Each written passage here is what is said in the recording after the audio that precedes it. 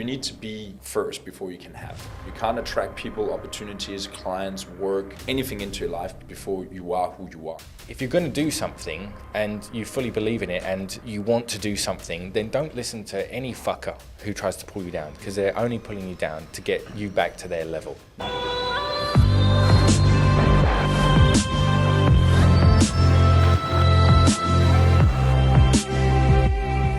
So Simon, welcome to 2.5 Natties. 2.5 natties, yep. 2.5 hours, no water, straight to the point.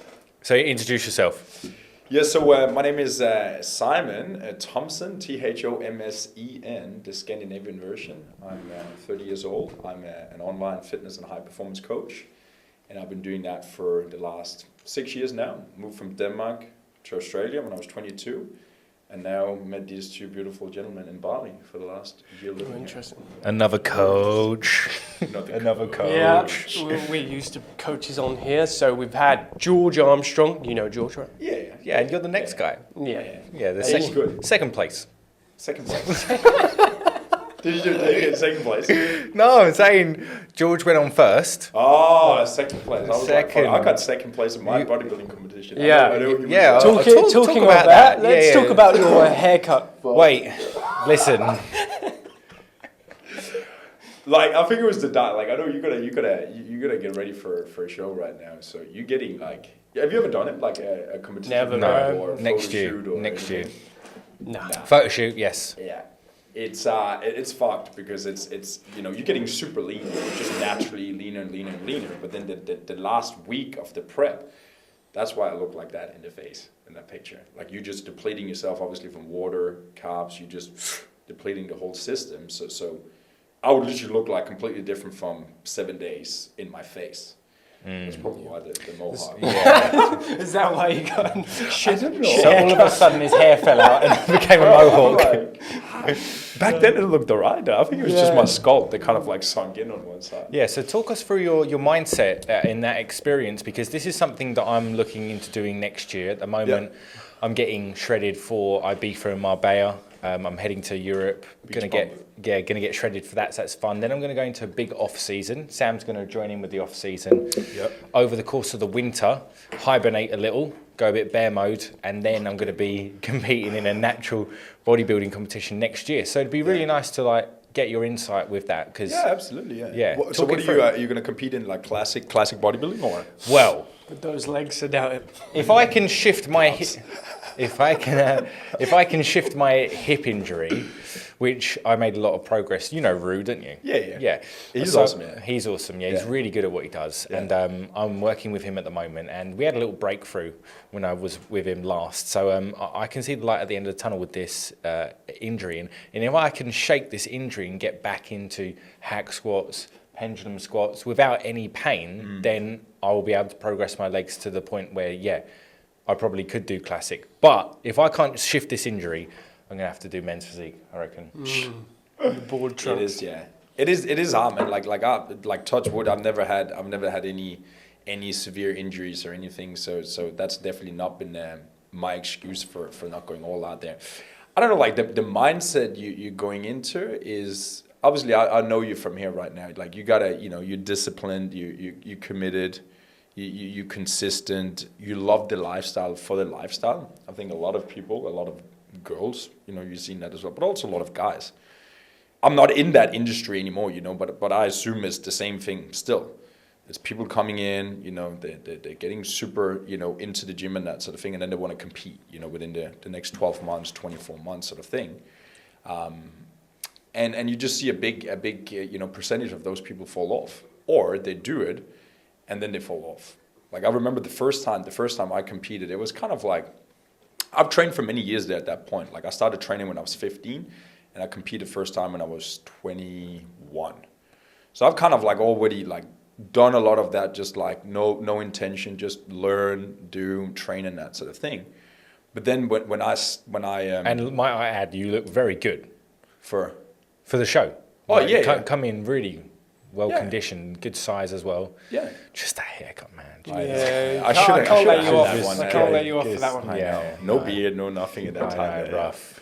But Now you're just full-time handsome Chad. full-time handsome chap. Yeah, That's it's a what lot of we're work gonna- actually. It takes a lot of Can be, commitment yeah. and, Can be. Long hair is you difficult. know, It comes natural to the consistency. boys. Like you just got to keep up a level of Bro, like, Chadness. if you do it long enough, it comes natural to you. Oh, You okay. just you I'm just still you don't have learning. to do too much. I'm still learning.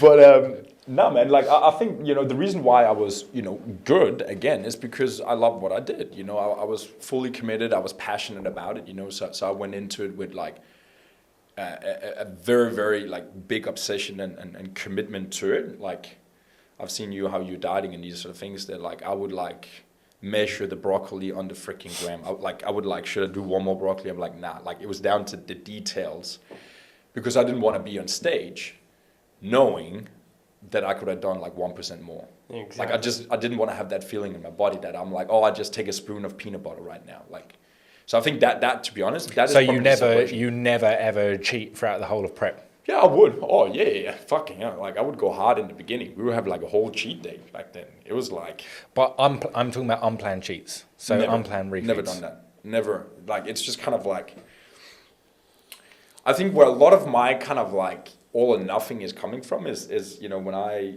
were a teenager, I was kind of like very sidetracked with drugs and these sort of things. And I used fitness to kind of like pull myself out of that phase of my life back then. So I have this very, what would you say, innate relationship with myself today in terms of like keeping the promises to myself. Because back then I didn't. Okay, I didn't show up for school. I got freaking fired from work. Freaking hated myself, no confidence, no self-esteem in myself because I just kept letting myself down through the drugs and through the lifestyle and the people I hang around. So today, and then when I started this fitness thing, it was almost like from that day on when I kind of like got myself out of the drugs, it was just like I just have to do whatever I'm saying I'm going to do because otherwise I'm going to be a bum again. So that kind of like showed up in the broccoli, and it showed up in the fitness and the preparation, and it shows up in everything I'm doing right now. I don't want to look myself in the mirror every single night or one night and know that I kind of like, not that I'm like having bad days or slow days or anything, but just like, fuck, you really screwed up there. Like you really like, you cheated on yourself there. Yeah. And I think we're all addicted. Like all of us have got addictive personalities. That's why we're in bodybuilding. Like we can go all into the party scene. We can go all into bodybuilding. That's the only reason why we do bodybuilding so consistently is because we're all very addicted. Yeah. And that drug experience back in the day, what did that look like? Everything, bro. Yeah. Like it was really like people will not believe what I did back then. And also because it was so young of an age, you know what I mean? People just think like, oh yeah, it was just like everybody else, smoke a bit of weed, go to parties. I was doing heroin. I was injecting amphetamine. I was doing all sorts of pills, what you can do, all sorts of medicine. I was freaking sucking up petrol from like plastic. Like it was just Fuck me. disgusting. Like disgusting. And I had lots of guys that died. My best friend, he got stabbed when I was 18. I was 16. One of my other good friends died in an overdose. Another good friend died high in a traffic accident, crashed into a car. So it was just like, it was very shit around that time. And I was actually sitting in court when I was 18, just being convicted for street violence and drug possession. And I was like that close to not go to prison. So What did they give you then? Community service?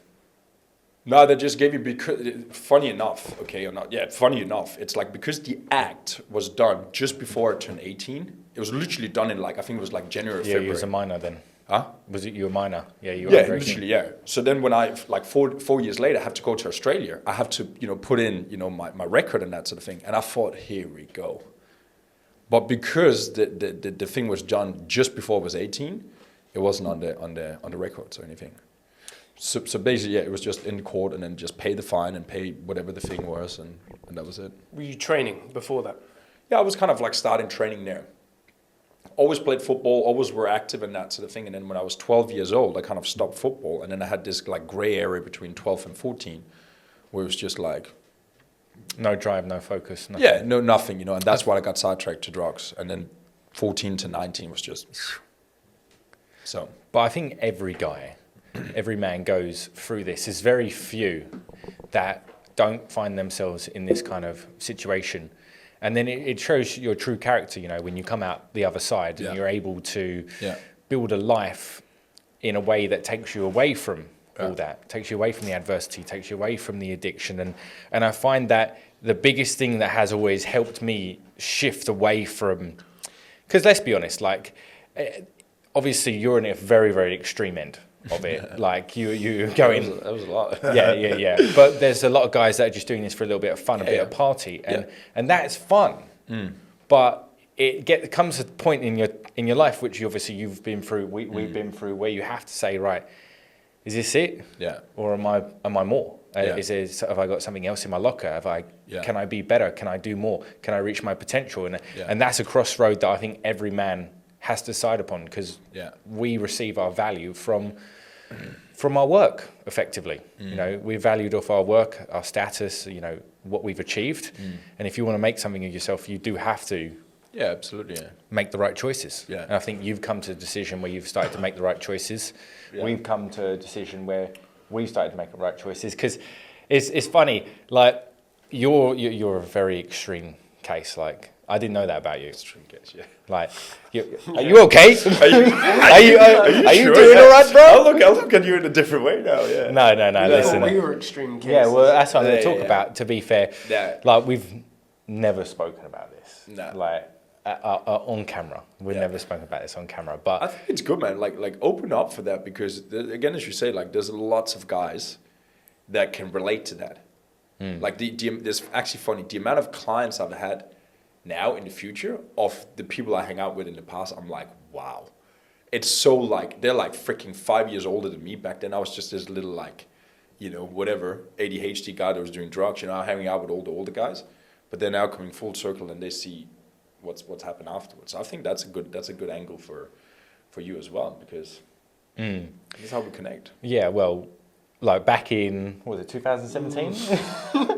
Back in 2017, we just left school, and I was working, Sam was at uni, and we set up an Instagram page, both of us, a fitness Instagram page. A lot of people, if people were like OGs, they will know about this.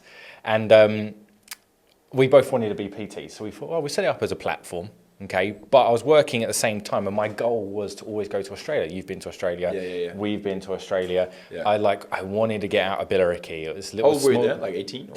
18, yeah. It's a little small town in Essex, and I was like, I'm not made for this. I want to get out. So in between 18 and 19, I worked my arse off to save up 10 grand to go to Australia. Yeah.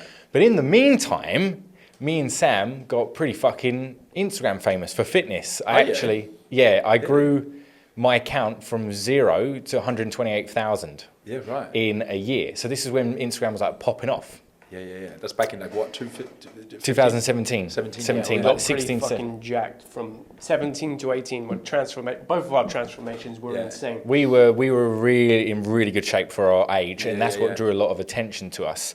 So we were like, right, I want to go to Australia. We just set up our online fitness business. We just bought our MacBook. We just bought our camera. We just started doing YouTube. We'd gone to the Gymshark meetups, met Ben Francis. We were like, what the fuck do we need to do to be a Gymshark athlete? Set up your YouTube. Start doing YouTube. We just started doing it. We did a 10K calorie challenge, getting like 40,000 views. Fucking going off. Like we did a drunk Q&A. Trajectory. Going Drunk off. Q&A. How's that? That's funny. We were 18. We were like, literally, our egos went through the fucking roof, because we were like just nobodies. And then all of a sudden I got 128,000 people following me. It's like 2 football stadiums. Yeah. And like, I was thinking of it like that. So Yeah, my ego got pretty big. So maybe I got what was coming for me. Anyway, so me and Sam were like, right, we're going to do this in Australia. We set up the YouTube. It's going well. I just got sponsored by Ape Athletics. So I was like on my way up to being a sponsored athlete, to making this a job. And so we went to Australia. We flew to Australia, and instantly, like, we've never had a cigarette. We've never tried weed. We've never done any drugs. Did you go to Nimbin ever? We popped into the Nimbin. We met up at Nimbin folk. Where our van broke down, but that's getting ahead. Yeah, you are getting a bit ahead there. And it's totally green. like totally green. I think I just tried my first cigarette like 5 days before we left when we went up to the Blue Ball and went to the pub and got smashed. But anyway, so we arrive in Australia, in Cairns. We're living in Gilligan's. So we're having a lot of fun in Gilligan's, having a lot of good time. I'm like loving it. I'm like, oh my God, I've never experienced anything like this before in my life. Like girls, guys, having fun. Like, it's like, wow. Yeah. Like first time. So I'm like, right, I've got to get my second year. So I thought, okay, I'll get my second year. Went off to do our farm work. Landed in Innisfail. It's like a party hostel and a work hostel. Yeah. And I got put doing banana farming, which is like, I'd have just worked in an office, just left school. So it's like from casual work, posting a few photos on Instagram to fucking humping 100-kilo bananas around. Yeah, it's a lot. It's a lot. It's a major difference. Yeah, yeah. Anyway, so we're like 19. We get thrown into this environment where we're hanging out with 25, 26, 27, 28-year-olds, Welsh, like hard lads, rugby lads. Hard guys. And we're like, we think we're the nuts, but we're not. We're like very small fish in a massive pond here, but we think we're amazing. And so you're like showing your YouTube and your Instagram. No, we didn't. They're like, what the fuck is Instagram and YouTube? We didn't. No, it wasn't going off at this point. Not many people were doing it, and they've all found out. They all found out, and it makes me even now. Because Max was lying about his age. I was lying about my age to chicks because I didn't want them to know I was 19 because I wanted a pull. Yeah. And they all found out about this. And they absolutely fucking caned us, destroyed us, like literally near bullying. Like it was bad. It was pretty bad. And me and Sam, we couldn't fucking take it. Like, right. No, I wasn't. That was like in the hostel. I was in the hostel. They were like saying, like steroid accusations. What are you doing? Like, you know when you do something different to how people. But how, what are they going about? Like just constant ripping. Oh, I saw your Instagram. Just taking the piss, taking the piss. Fuck them, man. Yeah, well, fuck them. Well, this is it. Fuck them. But we were too young. Like we just come into this environment. We were 19 years old. We hadn't really formed our even now. I'm still forming now. Like I'm still creating the personality that I want now and the person I want to be. 25? 25, yeah. 25, yeah. So this is like 7 years ago. Destroyed us. So then we went from these fitness guys, these fitness influencers that were absolutely crushing it, like on a trajectory to be somebody. We don't know for sure, but it was looking good. To then basically conforming to drinking, to doing weed, to doing drugs, like became proper bums. And in between, because it's like nothing else to do. Like you would literally work from Monday to Thursday and then everyone would be getting on the piss. We'd be carrying fucking massive packs of beer from fucking Coles all the way back to the party hostel to have fun. Like that was the culture. It was the culture. So we tried to fight against it, but it didn't happen. It didn't last long. So then we try and fight that much. So then we conformed, and then we became one of them, and completely lost our physique. Like stopped posting on Instagram. Yeah, and it all sort of like dissipated. Yeah. And then 3 months passed, obviously some of the hardest work I've ever done in my life, but I wasn't going to give up. Everyone said that I was going to give up. The first time that we did the banana farming, I come back covered in banana sap. I looked like broken, like in pieces. And they were like, you ain't lasting, bro. So I was like, well, I'm made of stronger stuff than that. So I'm going to last through. So I lasted through. We both lasted through.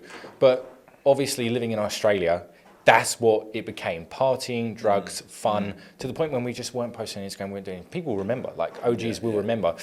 And that meant that experience, not being strong enough to be able to handle ourselves in that situation, meant that we've been chasing our tail ever since. And it's only just now, 5-6 years later, like especially for me, when I came home from Australia, like I was not okay. Like I had a girlfriend in Australia and we broke up instantly as soon as I came home. Yeah.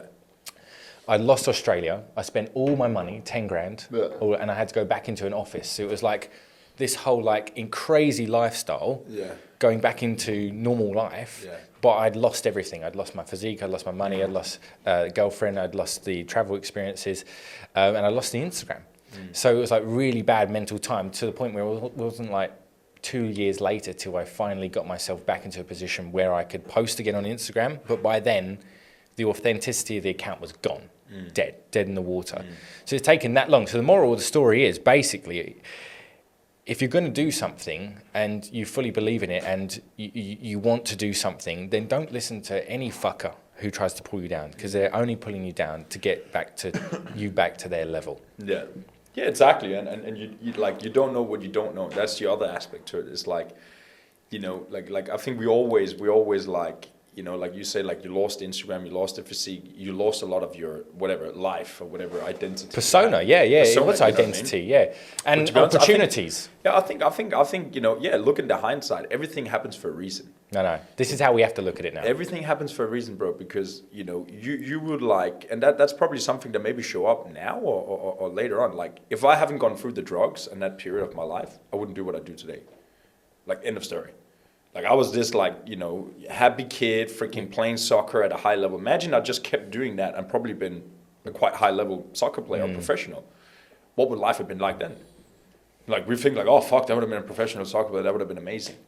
But I maybe didn't have gone through that, like, rough period. I had that rough experience like you guys went through. So it's like, even if we're not through it yet, or we haven't accepted it, or we haven't, like, taken the benefits out of it, there's always something to be learned from that. It's a double-edged sword, because we had a great time, a lot of life experience, a lot of fun that kind of at that age needed to be had. Yeah. But there was a trade-off. Yeah. There was a loss of a potential career path that Yeah. would have suited us very well, Yeah, because we're yeah. doing it now. But sorry, you can talk in a minute. Sorry, you can have your go. It's have all the good. coconut, I'm waiting. But Listen. yeah, I've lost my train of thought now. So go ahead. No, we did have it too easy. We were just gliding to the top. Like, there's no friction there. Yeah. And we needed someone to. Well, we didn't necessarily need someone to drag us down. Yeah. We didn't need to go down that path, but we need to have to. realize you have to fucking work, because we weren't. We were need just, an ego We were just check. showing That's up the to the lesson, gym, yeah. getting crazy results. Yeah. We were barely fucking doing anything right. Yeah, Like, yeah. our technique was shit. We Yeah. were just building a ton of muscle. Yeah. And we're just getting to the top like that. Yeah. And then fast forward, 3 months, we're smoking 40 a day. We're going out every weekend. We're drinking multiple times a week. I'm a fat fuck. Max is just looking like he's aged 75 years. I was just the no colour in my face from all the drugs. And that carried on for 2 years at least. Yeah, it affected us for Losing a while. our shape. We weren't in Well, the gym that's anymore. your story again, Tell you know what I mean? the Port Royale story. Right, okay, so we'd come this addicted to cigarettes. So, to start off the In story, like 6 months. we'd spent a ton of money. So we broke down in Byron Bay. Our van broke down, so we pushed Right, it sorry, into the... just to fill them in. So yeah, we flew from farm work to Sydney, spent some time in Sydney, party, to the point where we bought a van and then we started travelling up the East Coast. And then van breaks Yeah. down in Byron Bay. So the van breaks down in Byron Bay. We get some guy come up to us, say you can't park here, whatever. We push it to the hostel. By this point, So much we're fun. so fucking low on cash. We've barely got any money left. We're still smoking like anything else. So I find 20 quid. I've got 20 quid English cash. That's probably the last fucking pennies that we had. Yeah. It's maybe 4:55 p.m. The exchange shuts at 5. Now I could run up there, go buy some food, whatever. By cigarettes. Instead, we sprint and we're fucking so unfit that we're so out of breath, run into it because we've been smoking the whole time. We exchange the cash, get our favourite cigarettes, Port and Royale. we choose that over the food. Fast, yeah. That's Yeah, and we Cigarette fast. And we run out of money so bad that we came to the decision that we would buy some weed. Well, actually, we'd ask for some weed of our friend, and it was like an investment to then sell it and give him the cash back and get some cash back so we could start living. But We smoked what the happened? supply. We smoked all the fucking weed. And yeah, I mean, my dad had to get me home. I had zero in my account. My dad had to pay 800 quid to, you wouldn't get home for 800 quid now from the AUS to the UK, but had to send 800 quid over to get me home. Well, there you He's go. lucky- That's lesson learned, you know? He's Lesson lucky learned. we didn't spend it on cigarettes. We were going to go to Asia instead You we would were going to go to you would have Thailand, been but proper junkie, like bought like a pack of cigarettes and then gone to Asia for that money. yeah, I was working in Arts Factory in the hostel, trying to get some cash together, sweeping the floors, wiping the floors, making beds, doing housework, like proper, like, you know. That's what you do in Australia. Yeah, Like, you do. You do your thing. It's you an know? experience. We had a lot of fun. Like, Yeah. it's an experience. Like, I don't look back on it anymore as a negative thing. I do look Fuck back that, on it bro. as a learning How curve. old were you there when you were there? 19? 19. Exactly, yeah. So you're 19. It was like, loads of fun. You still, yeah, you're 25 now. I moved to Australia when I was 22. Like, the difference is just like, I'm probably like a little bit like closer to where you are right now when I didn't left. So I probably had a little bit more like, but we still partied, to be honest. Like, we still partied a lot. I lived with this English guy when I moved to Australia, and it's the same thing, bro. It's like, you know nobody, freaking like language. I had to learn English first of all. That's actually a big part of like the story as well. It's like going to a place where you just like you know nobody and you can't speak the language. There's lots of English people in Australia, and like you're very sort of like welcomed. But when you don't speak English as your first language, it's kind of like that takes like a freaking like tear on your self identity. So, sorry to interject here. You left 22. to Australia Yeah. to try and fix yourself up, I imagine. Nah, not really, to be honest. Like I always just we're interested in living outside the country. You know what I mean? Like going on holidays and freaking driving over the border in Germany. I was just always excited as a kid. I was like, freaking, how do people sit here? How do they eat, drink water, food, take a shit? Like it's just different. You know what I mean? Like it was literally like I was just so interested in that. So I fixed the drugs up before through the fitness thing. So I competed, for this year. Like did the fitness thing after 19, really just like focused on the training, and then started competing when I was like 21, 22, and then just competed for those 2 years. And then 4 months after the last competition, that's when I decided to. I always had it like, okay, you're gonna travel. When is the right time? And then boom, just went there after the last competition. So I was fine. You know what I mean? Like I didn't do any drugs or any like crazy things at that time there. But the moral of that story is like when I then went to Australia, you just got teared apart again. I thought I was like, as you said, like I'm this fitness guy right now, I'm trained and like, I almost won the competition and that sort of thing at home. Almost. Second. I'm like, bastard. I should have You just needed to just weigh out that last broccoli and you would have won. I should were have the kept my first hair. loser. I should have kept my hair. Yeah, I You know. probably lost Chad points for the I hair. know. But This guy's a 9, but... no, I mean, this guy's a 10, but with the hair... we gave him 9. Knocks you We gave down him a 9 few. of that, yeah. But yeah, man, like coming there, like that's a big thing that I'm teaching my guys today is like, get yourself in shape, get yourself a six pack, put some muscle on, for the experience of developing discipline, consistency, and that structure within yourself. But then the second part comes to it, the mindset. And that's the one I, didn't know anything about. Freaking never read a book at that time, never listened to anything, never written down my thoughts like in practice. I just knew how to like do things consistently. And that's really what triggered that then when I came to Australia, because that's when a lot of that insecurity, social anxiety, like not being good enough, like just got blown up in your face. Because you couldn't speak the language, you didn't know anybody, and you felt like everybody was like looking at you like this weird guy. Who the fuck are you? So that was really the beginning point to doing what I'm doing today, like just an obsession to not feel the way that I felt and just go through it. Yeah, that's good. Day in, So day out. what have you learned so far, now 30, with... 30 now. Yeah, Can you believe that's wild. you're at the birthday? It's drink. been his birthday my Tuesday, birthday, and it's my yeah. birthday. I'm still 24, actually. I'm the you just youngest. When is your birthday again? Next week, about your mindset, what it is today, how you operate, your routine and mindset all together, because I've learned, since being in Bali, I've learned so much about myself.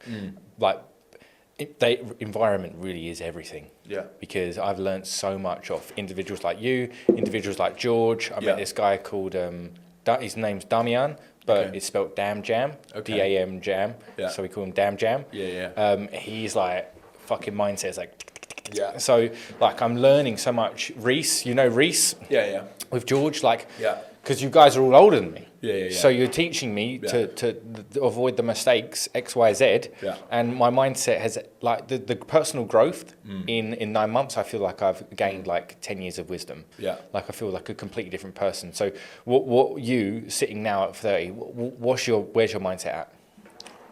Well, I think we all still trying to figure it out. You know what I mean? And you know, you forget how far you come sometimes, and you still feel like, I think everybody still feels like it's new. Everything is like, where the fuck am I going?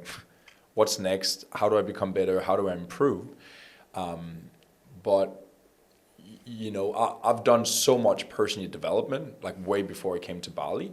So you know, I think the biggest strength that I have today is like I'm so strong in my ability to stay on track. Like I don't vary. I don't like. It doesn't matter who I'm hanging around or what environment I'm in. So you see a lot of people. They say that okay, they come fresh off the boat. They come from Canada, the US, the UK, Australia, and they come into Bali and they have this like, I could do this, I could do that, I can do this. Like they have a lot of things they get distracted with. I've just developed, you know, such a strong routine mentally around, again, going back to the whole thing of like keeping the promises to myself. You know, like, so for It's me, the biggest thing. yeah, it really is the biggest thing, you know. So for me, being here is really just like icing on the cake. Icing on the cake in regards to the accessibility we have to wellness, the accessibility you have to good people, you know what I mean? But I am still this person that attracts this into my life, because I could easily just be in Bali and be in a completely different circle of people and activities and that sort of thing. So I think, you know, to answer your question, you need to be first before you can have. You need to be before you can have. You can't attract people, opportunities, clients, work, anything into your life before you are who you are, before you are that person that's worthy, before you are that person that's capable of handling these things there. So, you know, I do basic things, bro. Like, you know, I would start out with, you know, meditation is something I've done for the last 7 years, every single day. One of the biggest things I do is write down everything I do, like everything I like, kind of like if I'm quickly having a thought, I will write it down. If I quickly watch something, that's something I learned from a coach. He said, like, every time you watch something, read. Every time you watch something, write it down. Take notes, even if it's in your phone or a piece of paper, because it trains your brain to consume information in a very, very different way. Just try to do it. You know, go home, watch a YouTube video, or watch a movie. Just watch a movie, and see how much we're usually on autopilot. Okay, I know you just watched the Conor McGregor. Yeah, Fucking amazing. Amazing. Inspiring. You know what I mean? Unreal. Yeah, I got 2 pages of notes on that one. I literally just looked over it this morning. And I'm like, oh, fuck, I forgot about that. Oh, that's right. His mindset is unbreakable. Legit, yeah. Yeah. But I just relate to him in so much in that thing as well. Like I agree. You know what I mean? It's like, imagine yourself, you're in this freaking camp. Like, I'm literally visualizing myself in some of his clips, you know, on the bike or on the treadmill or on the, like the sparring session and that sort of thing. Yeah, Imagine I yourself agree. getting ready for a fight, okay? Your target is there. This is your goal. Lock yourself in the cage, whether that is building your business, getting ready for a show, or doing something. I improving relate so something. much in seeing myself on stage, you know, Yeah. what I have to do now and the purpose and staying on track and how every single hour, minute, like it all counts. It all counts. Everything counts. I think And- that's the issue. A majority of the people they never get into. Yeah, it's like 10% of guys that have that mindset that Connor has and we have. But it's the 90% where they're like, oh, I can't do that. They listen to that voice in their head that says, just relax today. And they just listen to it every single time. Yeah. But someone like Connor, they're not going to relate to. They're going to be like, oh, he had it. He's something special about him. You just tapped into that. That's You all he gotta has. have that purpose. You know, in the end of the day, it's a little bit like personal development. Okay, this personal development has become more and more popular today, but if you don't have anything to apply it to, it's useless. Okay, you can read a book about success, you can read a book about whatever, reading people, but if you can't apply it into something, it's useless. That's why I love entrepreneurship and doing what we're doing, because everything I do leads into the same thing. I'm creating a soup called life that Simon likes, and everything that's in that is all the people he likes, all the books, all the trips, all the places, everything he learns, his business, his fitness, his health, all work in the same, work like synchronized. You know what I mean? How long working towards the same goal. Yeah, improvement. Freaking go all out for the ultimate life experience. You know what I mean? I want to build a big business, have cool people around me. I want to travel everywhere and have things to do in every continent of the world. Like, so everything I do, every book I read is supplying to that. Waking up tomorrow morning at 6 o'clock, not hit the snooze button, applying to that. Make the call when I don't want to make the call, apply to that. Do the live stream, boom. That's the biggest thing, like you've just mentioned, not hitting the snooze button. Why do you not hit the snooze button besides the fact that you're obviously disciplined, you've got the mindset in the right place? Why you don't hit the snooze button is because you've sorted out your routine. In the evening, you're not staying up late, you're not watching Netflix, you're not on your phone till 1 a.m. You're giving yourself the best opportunity for the next day to be a win from the moment that you wake up to the moment you go to sleep. And that is how you win every single day. Yeah. I have conversations with people and they'll tell me they're not a morning person. And I used to be a believer of that. And I've just spent how long with you waking up at 5:30, 6 a.m. every single day? Yeah. It's because, I don't know, 7 months, It's just what 8 you months. tell yourself. It's a story that you tell yourself. Yeah. It's a story that you tell yourself. You can do anything that you want. You can achieve anything. Nothing is impossible. Nothing is too difficult. It's just a case of how much work are you willing to put in to change you, to be better, to improve, like you're saying. And I have to say to these people, it's not that case of that you're a morning person or an evening person. It's just a case that you're not set up to wake up at that time. You are staying up super late, watching Netflix till 1 a.m. If you're then trying to wake up at 5, you've got, 5-6 hours, you're not going to get up because you're going to be fucking exhausted. Yeah. And then it goes again, then you snooze, and then you're in this constant negative cycle where you're just not doing anything that you said that you were going to do, and then you lose trust and belief in yourself, and then it's just when are you going to actually say enough is enough and do the things that you want to actually do? And that's when, if you say, like you've said, if you make a promise to yourself, if you say you're going to do something, you have to. You have to do it. But it comes down to, again, comes down to purpose. Because 99% of people that are in that category have zero purpose.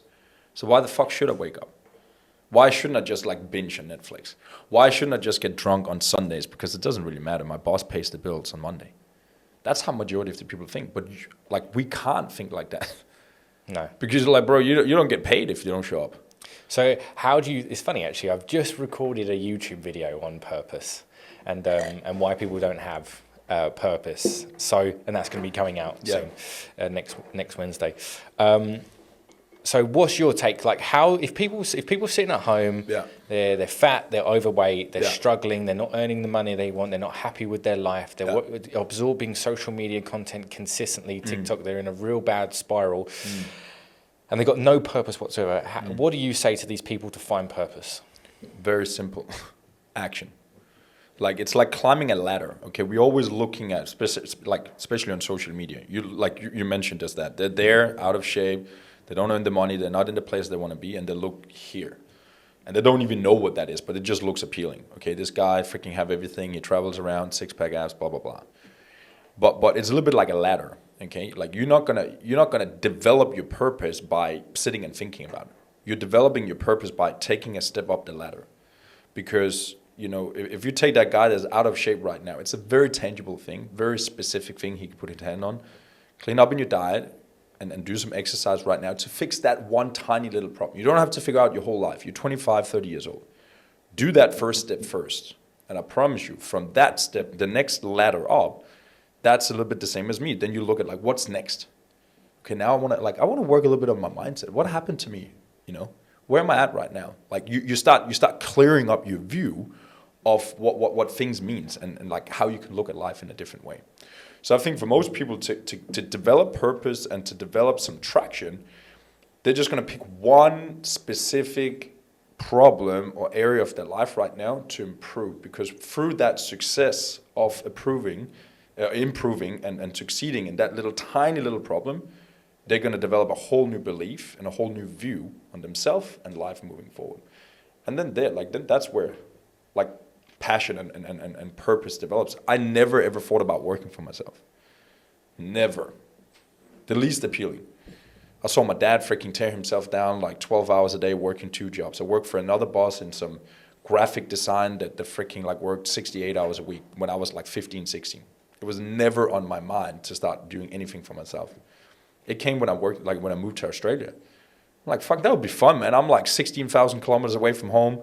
I could train some people outside, palm trees on the beach. That would be cool. Fucking, I got to earn money on like Yeah, just like doing same what I'm vision. doing. Yeah, it was literally just that thought, you know what I mean? That then got mixed with my personal development of everything that I learned. Now I suddenly had a purpose because everything I did personally development-wise, I could use it in a vehicle that would improve me and actually help other people. And that's really when I started doing what I'm doing today. So I just kind of like ran into it because I hated myself. Yeah. You know what I mean? Like, so I think, yeah. So what you're really talking about, the first thing is effectively get yourself in shape, and what we're on a deeper level is set a goal. You know, get to the gym, clean up your diet, like set a goal, something that you can work towards. Because, yeah, if you're running through life with no purpose, with no drive, with no focus, it might be because, like you say, there is nothing in front of you that you can strive for. And it's just like you're just going round on this hamster wheel. Absolutely. Someday you got to get off. Yeah. And how you get off is to set a goal that challenges you a little bit, puts you in a little bit of discomfort. Yeah. Like these people, they might not be going to the gym, or they might be, but very inconsistently. They're not staying on track with the diet, or they might be 3 days, and then all of a sudden the weekend hits, and then Pizza Hut, Nando, blah, blah, blah, whatever happens, it all just ends up being a big blur. Yeah. It is like, just set a little goal. Go 7 days without, go 1 day without eating anything outside of your diet, or just set a diet, set a meal plan, set a goal of going to the gym for 1 hour, 20-minute walk, wake up at 6 a.m. Just something that changes from your current whatever it may be to put you into a little bit of structure, and then you start doing that. Like you say, you get a little bit of belief. Holy fucking shit, I'm actually doing it. You know, and then it's a little bit of a momentum spiral from there, and then you can move on to bigger and better goals, and like you say, climb up the ladder. Yeah, absolutely. And it's like, you know, like without pain, there's no progress. Okay, I always say that. Without pain, there's no progress. Meaning, people don't move because they're not in pain enough. I'm comfortable. I'm cozy. Oh, the comfort zone. I got, Jesus. you know, I got everything going on right now. It doesn't really matter. I'm a little bit out of shape. You know, my girlfriend loves me. You know, whatever. You know what I mean? Like that. Of course she does. Max- Now she has the control. Max 2022. Yeah. So you know, for those people, I would say freaking like you got to get some leverage on yourself. Like leverage the pain in front of you. Just sit down and do this simple exercise. Like where you are right now. Okay, what is that? Okay, like just be very honest. Look at yourself. How do you look and how do you feel? List it out. Okay, I'm freaking 10 kilo too much around the midsection. Okay, low energy, not inspired. Don't really have any drive right now. Okay, just list it out. You know what I mean? And then ask yourself the question. If you continue doing what you're doing right now, where would you be 24 months from now? 5 years from now? Continuing in that spiral you're going right now. Fucking hell, like. Yeah. It's only going to get worse. Yeah, and then literally, like what is called like make it so obvious and visual, like you're freaking on a wrong track right now. Make it disgusting. Nobody want to freaking be with me out in the future. I'm probably going to be 30 kilo overweight. I won't have a girlfriend anymore or whatever. If you have kids right now, it'll be a bad example for my kids. Like just leverage the pain for you. Bang it out on the fridge. Clean sled. Let's go. One goal, 1 day, as you're saying. Let's try something today to not become that person 2 years from now. Yeah, that is the only way. Well said. When it's not a must, people won't move. It's like I said to Max earlier. It's like We were literally having Yeah, this conversation. people only they react. So I said smokers, they only stop smoking if they get lung cancer. Very reactive. And the same with these guys that are fucking 50 pounds overweight. They'll only react when they have a heart attack. Yeah. Or they get type 2 diabetes. Yeah, Or yeah. something like Or that. you put the frame in front of them, like you said. Yeah. What's going to happen 5 years down the line? Because they're not looking at that. They're looking fucking, I can have a McDonald's tonight, feel happy, watch TV. They're not looking at low energy. Sounds lovely. I'm I look dying like a to piece of yeah, shit. you're like- I hate myself. Yeah. What they need to look at is what guy do they actually want to be? Yeah. And then compare both roads. Yeah. And then be like, fuck, I've Yeah. actually got to make. Yeah. Yeah. steps. You'll always get who you are, you know, like our strongest desire is to remain consistent with who we see ourselves as. And they often hide behind not knowing the first steps. Everyone fucking knows the first steps, lose weight. You got to move more, eat less. Yeah. They're like, I'll put it off, like it's hormones, it's whatever. Yeah. They just That's choose not to the ignore case. it. Yeah. That's not the case. They know the steps, they're just putting it off Yeah. until something happens to them. That's just the way it is. Yeah. Yeah, and that's why it's uphill. You know what I mean? Like you follow Alex Hormozi as well. You have this like good example of why we're gonna freaking arm wrestle whatever a client to pay. Let's just use an example: $1,000 for a fitness program. Okay, we're gonna get you in shape. We're gonna do this for you. We're gonna freaking hold you accountable, support your training, nutrition. We're gonna arm wrestle someone for $1,000 to do that, versus a plastic surgeon that charges $10,000. Okay, to fix the same problem. Exactly. Quick fix, hard road, yeah. Yeah, quick it's fix. Always the yeah, easy. Yeah. So it's never us, they kind of like, don't believe, kind of, it's themselves. Exactly. People just don't believe that they can do it, or They don't they're believe it's capable. possible. They take a look at your transformations. They don't believe it's possible. Yeah. You have to, obviously, what you put out in front of them, that's what you have to do every time on the call. Yeah. What would happen if you carry on the same path? Yeah. Get them to think about it, results-based thinking, then Yeah, that's the yeah. only way they're going to hand over that cash. Yeah. You have to show them like if you want to change, you have to be aware of the road that you don't want to take, and then the road that you do want to take. Like we're saying, over there is 50 pounds overweight, struggling to get a job, struggling to get off the sofa, eating shit all day long, low energy, unmotivated, no girlfriend, family look at you in disgust, okay? And that's an extreme. But if you carry on the same road, you're going to end up there. Or you can envision who you want to be, the person that you want to be, the man that you want to be. That might be someone who's super jacked, super successful, got a load of friends, lives in a nice house, whatever it may be. Whatever your kick is, whatever your vision, belief is, that you have this person that you want to be, and then you just need to make sure that everything you're doing, every choice that you make is pushing towards that side. And if you can make a series of right choices over a series of weeks and months, you can compound good habits. Eventually you will become the person that you envision. Yeah, absolutely. You've got to write down the traits of that man. Yeah. The guy who you want to be. What traits would he do? Yeah, what would he be doing right now? On the weekend, would he be smashing fucking 15 brownies with his coffee? Not like we did that. Or would he be in the gym at fucking 6 a.m.? disciplined, getting it done? Yeah. I agree.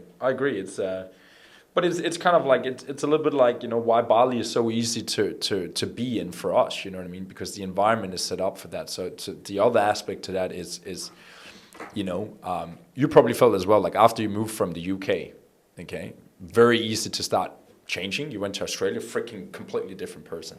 Now you're here in Bali, probably a different person again. Whenever you're removing yourself from the environment and where you always have been, I'm not kidding, I physically feel and visually feel different every single time I go home within like a couple of days. I look myself in the mirror, I'm like, who the fuck is that? I know we're talking about this. You know what I mean? We're going to Marbella. Yeah. I'm a bit worried. Yeah. I'm a bit worried because there's a lot of Essex culture where I'm from. Yeah. Like Marbella as a place, love it. Yeah. But recently in Bali, especially since I booked my flight to Marbella, I've been feeling very at home, having lots of good conversations with people, like this mindset of like, I'm telling people I'm going to compete natural, and they're like, fuck yes, go do it. That's sick. That's awesome. Positive reinforcement for a goal that's a little bit out there. That's something I've not done before. It's positive reinforcement all the time. These people, it's good energy, it's good energy and it lifts you up. And then I'm heading back over that side of the world and I'm thinking, well, when I'm in the UK, if I said that to people in the UK, they'd be like, well, why are you doing that? Like, isn't that going to be hard? Like, are you really going to be able to do that? Like, sort of thing puts doubt in your mind. It's a negative mindset. It's a closed mindset. And I'm just really hoping that it's not going to be like that in Marbella. Yeah, because they'll be off their face anyway. They won't remember. They'll be in party mode. we won't be in Marbella. No. Maybe a little bit. Maybe. Pick up the sweets. But Yeah. And that's the other aspect Head to down to go into that topic. It's like, you could also be, people can look at us like, I was doing this podcast the other day with Yannick, a client actually of mine, a good friend of mine, and we were talking about people, working for themselves and doing the thing. And it's basically like, 9 out of 10 people wants to be led and not lead. Yeah, I saw this. Yeah. I was like, wow, when I heard that statistic, you know what I mean? But It's wild. it's crazy. But in the end of the day, we all probably have it a little bit in it. Like I know you got a coach right now. It feels good to be told what to do. Hey, just do this, do that. You know, and takes all you the get, guesswork out, and you. yeah, you wanna. That's why we have mentors. You know what I mean? Like you wanna learn and be pushed and pulled up. But I think the other aspect to it that I'm personally working on, you know, maybe if it's just mental, I don't know. But it's also like when you've been in such an extreme mindset for years, like, oh, I can't do that, and I can't, like, I have to sleep tonight, and otherwise it will fuck up my routine and training and nutrition. Like, you know. We know. We know. We know very well. You know, like to be honest, I love my routines and I love what I'm doing, but I'm also aware of not putting myself on crutches, meaning becoming, you know. Yeah, man, it's hard. Fine line. You know, like because sometimes I know, like when I'm going out and doing something random with someone or hanging out a little bit more and spending a little bit more time over here, I feel re-energized. Yeah. So I think there's a fine line, you know, between doing what we're preaching to guys, like get the fuck And on, actually living life. and actually living life at the same Yeah, time. it's tough. It's so tough. Like, we're all or nothing characters. We're on the opposite end of this. Well, we're on the very extreme side of the spectrum at the moment. Like I've been getting up I think 90 days in a row for the ice bath. Yeah. But has it really been that beneficial in terms of? Yes, I've got structure, but realistically, has it added to my business, anything like that? Yeah. Not necessarily. Yeah. But it's a feat of discipline. But Yeah. I haven't really noticed. Like obviously, I'm not really living Yeah. outside of it because I have to get up at Yeah, 5:30 every morning Yeah. to hit the ice bath. Yeah, Yeah. and that is something that's actually been playing on my mind, is that I've been in Bali, we spoke about it, I've been in this beautiful island with Gili, with Uluwatu, and we've just been in Canggu the whole time, just working. And this is the position that I'm in at the moment. It's grind phase, and I understand and I accept that. And I'm lucky enough to Yeah. even be in such a beautiful country, Yeah. an island country, and to even experience Bali and to be able to work from a laptop. So I'm grateful in that sense. But at the same time, I'm now thinking, right, well, I've only got like 8 weeks left. I've started a cut, so I'm even more disciplined now. Yeah. And I can't really like go to Gili yeah. because of my food, my routine. Yeah. I can't really head down Uluwatu because I Yeah. feel like it will impact my routine. And I am sort of like Yeah. thinking, missing out, man. Like getting a little bit of FOMO. I know. But the vision is there, the purpose is there, and I know at the end of the day, every single time I move over to that side, I always gravitate back towards the structure, back towards the routine, because that is when I feel my 100% best, yeah. mentally. You can do that. And you know what I mean? if you can dabble it a little bit in, like you say, you do feel re-energized. Like the other day, we went out, didn't we? Wherever we went, Therese and the Black Sands and stuff. That was like 4 or 5 weeks ago now. Yeah. Amazing, so Yeah. much fun, Yeah, so much fun getting drunk with the boys, like loads of fun. You weren't here, you were, otherwise you'd have been invited. Overseas, Yeah. yeah. Of course. And second place. It's like Malaysia. Fucker. We only went out because you weren't there, bro. Yeah, I know. And and it's so much fun. Like living is fun. Look, it's great, Yeah, but you've got to find that balance. And unfortunately, I'm just not someone Yeah. who's good at that. I know, but we can use I tried to like, because we're so naturally structured, you know what I mean? Yeah. Just try to plan it in. I think like that's Yeah. that's the thing for me. Like just plan in some fun. I remember I was doing this psychedelic ceremony back in it was a Let's go. guided one. What, but ayahuasca? No, it was just like psilocybin, like mushrooms. Oh, cool. So, with an intention, I don't see it as a drug. Like it's an intention. You know, I've heard a lot about it. I've done it before when I was younger, but never liked that. But I did it guided with this shaman or whatever you want to call her, lady. You know what I mean? Younger lady, and Interesting. very interesting. Yeah. Oh yeah. Nice. Is she good? Yeah. You smash. Nah. But you know, you're doing Should your have took some Cialis. Shredded genetic problems.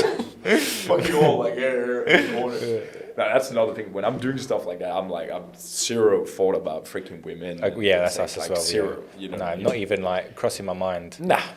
I'm Until like, you get leave to me that alone. stage where you're a bit horny at the end. The day after, maybe when you feel sorry for yourself. I don't know. I don't know. At the end, I feel Depends. more sensitive, sort of thing. But anyway, yeah, she was asking me, you know, when we were kind of like in the trip and that sort of thing. She was like, "So what do you do when you have fun?" This. Fun. I'm like, what? Like it was literally like, it was just kind of like, because I was kind of, it was High. kicking in. Yeah. High, you know, I'm like, fun? What do you mean? like I don't know, man. I go out for dinners and hang out with friends and we do that and I go for a walk. Like she was like, what? Like what do you just do? Like, what do you do? Like, when you just are and being, are you just sitting down and doing some stuff? Like, what do you do when you have fun? And it Bro, just on like mushrooms, you would be like ticking over, like yeah, like, but like, it really, shit, it really, what do I it really actually triggered do? me. You know what I mean? Because I just came out of like a phase of just like full on like work, and I was like burned out like mentally because it was just so much of the same repetitive work. So it just really triggered me. You know what I mean? So what I try to do now is really just to be super aware, and it goes back to that whole personal development thing, like just being super aware of like where's my needs at, like what am I in need of.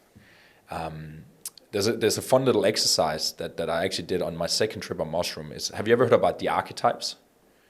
So we all have like 4 different archetypes in our body, basically 4 different personalities. Yeah. I got 6. You got 6, yeah. Some of them speaks at the same time. But like not to go into a full story around that, it's basically, 4 different, I would say, needs and feelings that if we combine them, like we are freaking like a missile. Okay, we got all the warrior, which is the one we in all the time, the one that just freaking goes and trains and pushes hard and that sort of thing. It's all in us. Huh? It's in all of us. Yeah, it's in all of us, you know what I mean? But like you and me, like we're probably more towards that warrior all the time. Like we're like, freaking, I'm just gonna like go hard, you know what I mean? That's a natural one that we have. And then we probably forget some of the other one. And the other one is the magician. And the magician is the one that has fun. The one that is, A couple of magic tricks here and there. magic tricks, like all laughing, giggly. yeah. Like The Joker. The Joker and the kid inside us. And then we got the lover, which is intimacy, care, love, connection, and that sort of thing. And then we got I think it's called the solvent, like our higher self, like our wiser, older self. And I kind of like just went through that exercise of like really connecting to these like archetypes. You do that with where it is in the body, like where do you feel your warrior is in the body? What's the sound of the warrior? And then what would the warrior say to you? All I got to remember, all I got to focus on, all I got to do is what? As the warrior. So you find the sound, you find the feeling in your body, and you connect to that warrior. Then you do the same thing for the magician. You do the same thing for the lover, and you do the same thing for the solvent. So I quickly figure out that like, for me to get to the next level right now, it's not more warrior. It's not more push, push, push. It's about bringing in the magician and bringing in the lover into my life a lot more. And I think that, going back to that whole balance and harmony question, that is what I'm excited about, and that's what I'm trying to work on. It's like being aware of like, hey, like, have I been doing the same thing for too long? Like, do I need to throw something in that's going to give me a new spark? It could be an event or some new people, or go to a new place, or bringing in a new project, to keep me excited again. So I think that if people take something away from that, that's really what I look at the harmony and balance from. I don't look at like I need to have everything all at once. I need to like kind of like adjust them so my personality is getting stimulated with all 4. Our view at the start of the year was surely we can sacrifice 1 year, see how far ahead you can get. But you do get boxed in a room, and like sometimes you are less productive if you've just been slamming it. Sometimes when you go out and you meet people, that can spark it again, but you're closing that off completely. And I have been trying to obviously just stay. No drinking, no women at the start of the year. Yeah. And it just creeps up on you, and it just starts consuming the thoughts. Yeah. Yeah, absolutely. Yeah. So, Simon, what was the start of your bodybuilding career? How did you start off? With the bodybuilding thing? Yeah, lifting. Where did you learn from? What lessons? Well, obviously, it was like when I was 15. So you just do what you can do. You train. You try to like. I didn't think about nutrition as of so in the beginning. I was just trying to like go to the gym and lift. You know what I mean? So yeah, I was just trial and error, doing my own thing, kind of like having fun with it, like hanging out with a group of mates, and we all went to the gym. But then when I was 20, after I quit all the drugs and that sort of thing, I kind of like met an older guy at the gym, and he later on became my coach and the guy that helped me getting ready for these shows. So I've always been, I think it's maybe because my dad wasn't that much there in the picture when I grew up, in my teenage years. So I was probably like seeking and searching. I was seeking and searching this like fatherly mentor figure because I didn't have it. And I've seen that throughout my life right now, how I'm just connecting with older men. When I say older men, like 60 plus, you know what I mean? Wise. Yeah, wiser men, you know. So I always had that kind of like mentor in different aspects of my life. So that guy there became my first sort of like coach and mentor when I was 20. You know, freaking learning from him, hanging out with him, and you know, one of the biggest thing he taught me, you know, just from a technical standpoint around training, it was really just, you know, think first, connect with your muscle first. It's not about lifting weights anymore, because when I met him, you know, I was doing whatever, lat pull down, 90 kilo, and thought I was the shit, you know, thought I did it correct. And he was like, bro, you just cut it in half right now. Do it in this way, contract, time on the tension, squeeze, activate your muscles. Yeah. And I was just like, wow.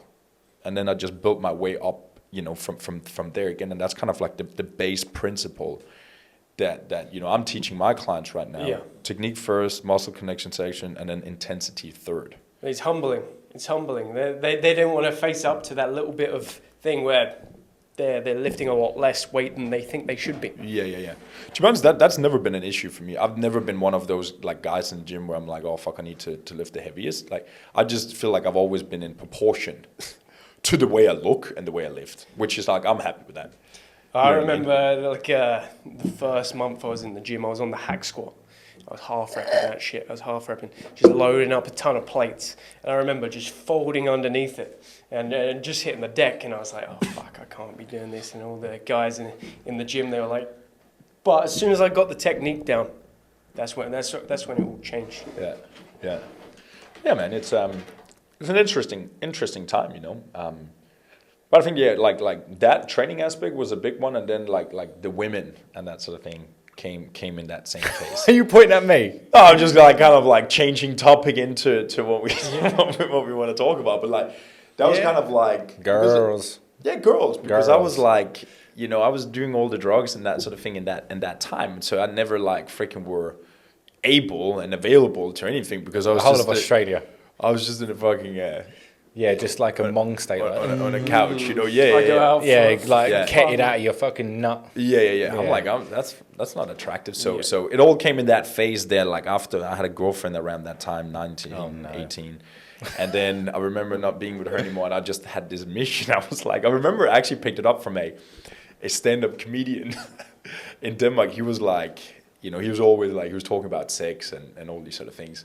And he called out like a little 19-year-old guy in the crowd, you know, and he said to him, what's your type? You know, what's your type of girl? He's like, oh, I'm blonde and blah, blah, blah, curvy, da. He's like, bro, don't worry about that. How old are you now? 19. Okay, bro, you're just going to fuck everything from now until you're 30. Everything. It doesn't matter if she's tall, big, black, red, anything. Just fuck everything you can for the next 10 years. Because then you will be 30 years old and you will have an education. So then when you stand there 35 years old with a little ice cream and a dad bod, you will know how to like do it. So I don't know why, like I found that joke funny at that time, but it was kind of like... Is that why you have such low standards? To be honest, bro, like, you know, what are we optimizing for? That's my thing. Do I want to go? I've had that stage. We've had some shockers. We've had that stage, but to be honest, like right now, look, I'm gonna be really straight. I'm really enjoying not having any females in my head. Like even if I go out on dates and I pursue, like when we first met, I was dating, wasn't I? We were talking about it, and you were saying, "Nah, I can't be asked for all that bullshit, blah blah blah. It's so much effort." And I was like, "Okay, yeah, cool. Well, I still want to get pussy." So I was going out, and you know, I was getting pussy, not that often, like, but enough to keep me ticking over. But like recently, keep the machine going. just keep ticking over, you know, tick. And now recently, I've just completely taken myself off the market, and like mentally, I feel amazing. Like, and then I really notice it. If there's a girl that comes back in, I can see how much time I waste thinking about it, and it puts me so far behind my progression. And like again, it is that like life, you know, work balance. But at the moment, I'm really enjoying I've been a guy that's, you know, I've been traveling. I've had some fun. I had a girlfriend from 15 and a half to 19. I then had another couple of things, and I had a girlfriend from 22 to 24. It's like, I just want some time on my own. Yeah. and I'm really enjoying that time on my own. It's good, man. But you if you're like this, if you're a guy that's like this, and you're going from relationship to relationship, the best advice I can give you is try and get, when you break up with your girl, because it's, in most cases you're probably going to break up. Like, I know it's a bit of a pessimistic way to look at it, but you know, most people don't get married to these people that they get with in the younger years. Don't jump into another relationship. Because I've gone from a couple of relationships with like a year here and like a little bit, but try and get past. Because if you break up with a girl, the first thing you're looking for is to fill that void, to fill that comfort with another female, whether it's just to like have sex or just someone talking to you, a bit of female attention. The best thing that I've done for my mental health and like finding out who I really am is to just not do that. Like I did break up with my girl, didn't I, last November? And it was instantly like, I need a female. I need to talk to, like, I need to go fuck. I need to, like, that attention. And there was someone I was talking to for a while just to fill that void. But it was all pointless at the end of the day. And I needed to spend some time on my own to really figure out who I was. And now I'm in a position where I'm not even craving it. Like, I'm just really happy being me and being on my own. Yeah. Yes, could shag a little bit more and whatnot. Yeah. Probably going to happen in Marbella, to be fair. Tinder's really easy in Spain. Let it out over there. I've actually never, I've been on one Tinder date in my life. I've never been on Tinder date. In Melbourne, yeah. I've never. Just invite them over. Huh? Just get them over. That's what it is, Tinder. Just invite them over. You don't get them on dates, man. No, but like actually using Tinder, like that's what I mean. Like I've never used the platform to actually like meet anyone. It's a massive waste of time. Sam knows all about that. That's actually the thing. Like I was talking with Sarah, I did a podcast with her the other day. She's actually in a partnership with a guy right now where they're going to develop a new platform where they're going to use, videos instead of pictures for the way people are meeting each other and how they can that's get interesting, yeah. That sort of thing. Because she was talking about like how the dating platforms really just are setting you up for success. Like what is social media really for? Social media's job is to keep you on the platform, scrolling. Yeah. And it's a little bit the same principles, the dating platforms are using. They're kind of like setting... Well, social media is basically they're setting up for failure. Because let's say it was just like, damn, the first swipe you did, it was the perfect match. Yeah. Beautiful lady, and we're good. Yeah. But all the girls... Attention. The girls are just on there for attention, yeah. Huh? The girls are just on there for attention. Quick fix, like attention for them is like sex for us. Yeah. So they're not even on there most of the time to date.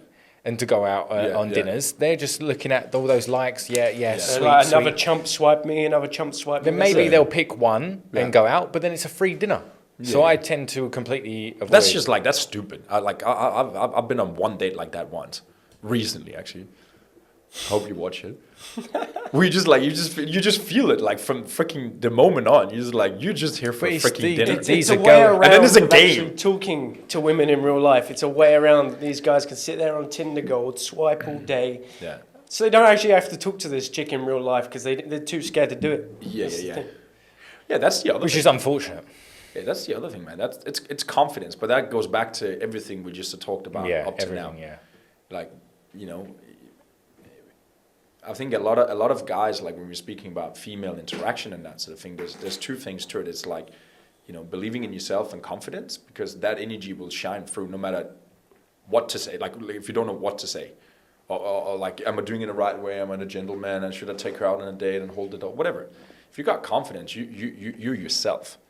And you're not overthinking. You're upbeat. You know what I mean? Yeah. Like you got to go in with delusional confidence. But that's where you have to go on a journey to find out who you are first. Like confidence comes from having full belief and confidence in yourself of who you are. Yeah, you like and yourself. Then you are you, and then the girl comes in and she improves the life. She supports the life. She supports the vision. If you're like still learning out who you are and still trying to build that confidence. Yeah. It's not gonna come across well for the female attraction to be attracted back to you. So that's why it's best. Look, don't not date women. Don't not have these experiences with girls. Yes, do all that, but also try and find out who you are first. Yeah. Or figure out who you are in the process. You know what I mean? Like you could go on dates literally just with the mindset of like, that was again something I heard from Sarah. Like, go with the mindset of like just figuring out, okay, what are the different types out there? And who am I I did that a bit at the start, in relation to them? I've never really done that, I think. Just to practice dating. Yeah, Just I to just, I practice just got dating lower environment. standards. You know, that's how you overcome that. Then you just end up with something. You're like, oh fuck, what happened here? But if you're Not for me. if you're still broke and out of shape, you shouldn't be dating chicks. You just work on yourself first. Because If you just what? If you just got out of a relationship? no, if you're broke and out of shape, Yeah. you need to work on yourself first. But bro, you otherwise don't even they're- got the they're not gonna like confidence you. Yeah. to ask a girl. Yeah, but they're out, going to you be know on what I mean? Tinder Gold. They're going to be swiping all day, waiting for this one chick. Oh, I don't know. I don't hope. Yeah, I don't hope and- she's gonna reply back, kind of thing. Liz, That's and what they're probably thinking. they're happy. These chicks are going to be happy because you've got all day to text them, so they're Yeah. getting a little bit of a hit. Yeah. But little do you know, they're never going to meet up with you. You're on the Yeah, string, yeah. and you're carrying on just being fat, out of shape. Yeah, and then Yeah. they're going These home chicks are smashing just their boyfriends, Yeah. their side pieces, whilst they're getting a little quick fix that's off you. the same. Yeah, That's yeah. the same with OnlyFans, really, isn't it? Yes. Yeah, I don't know I mean- what's going on in there. Good on them though for building a big business for that Yeah. or whatever they're doing. Whatever they're It's doing. fine. It's like, but when you think about it, it's a freaking I, to be honest, again, I've never been in there, never been on an OnlyFans profile. But when you think about it, it's like I saw this chick at the gym. Okay, she's quite sexy. I was like, oh, she's quite good looking. You find her on Instagram, and like any man's thought, kind of like, even if it's just for a split second, would be like, I wonder how she looked like naked. And that's where This is why we can't be friends with females. that's enough. Yeah, Which exactly. I had to actually completely dissect that whole scenario for a girl that I was seeing, because she was like, nah, guys can always be friends with girls. No, guys are only ever friends with girls for Yeah. one intention, Yeah, because yeah. they want to fuck you. Yeah. And Eventually, then, yeah. They're and waiting, then they're for waiting, that chance. they're waiting Yeah. for that chance, and Yeah, then yeah. that's the only reason they're friends with you. Yeah. And Especially they're in too the beginning, weak. yeah. They're Yeah. too weak to tell you outright, because don't ever be the friend, because it's such a waste of time. But there's so many men that are. Just be straight. Yeah. Just be straight away with your intentions. Be kind. Be a gentleman, but show your intentions. And if she's not interested, fucking sack her off. But I think there's a lot of guys that don't. I think that's the issue for a lot of guys because they become friend zoned. You know But what I that's it's a scarcity mindset of why they're a friend, because they're thinking, "Fuck, am I actually going to get another girl? Is there going to be another girl here, or is But this it goes the back only again to one?" belief and it's that confidence. scarcity, yeah, exactly. Yeah. Like Scarcity I'm mindset, not good no enough. confidence. I'm not good enough. You know. She What I mean? Yeah, pretends as if she's interested in me. Yeah, Like, I've had all these thoughts myself. yeah. No, she pretends she doesn't know. Of course she fucking knows. This Everybody- guy hanging everybody about. knows. She just. But she knows she has the power because eventually she is kind of like, you know, it sounds like dirty, but like she's the gate. You know, she's the door before like is he actually She getting holds in? the power. Yeah, She until. does in like to a degree. You know what I mean? So it really just comes down to knowing the game. Yeah. Like And I guess that's you learn through experience. Yeah. So- Of course, you learn through the experience, and then it kind of like goes back to,